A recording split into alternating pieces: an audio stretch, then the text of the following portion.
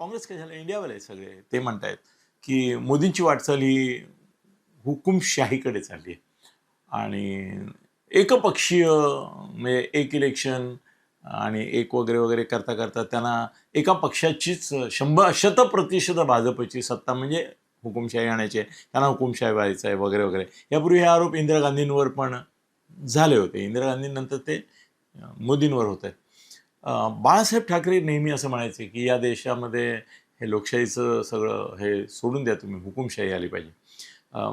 त्यावेळेला मी गमतीने असं म्हणायचो की बाळासाहेबांना असं वाटतं की ते हुकुमशाह होणार आहेत, जे होणार नाही, किंवा एखादा त्यांना हवा तो येईल असंही नसतं.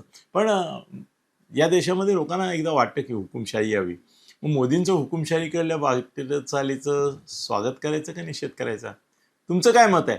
सांगा ना कॉमेंटमध्ये.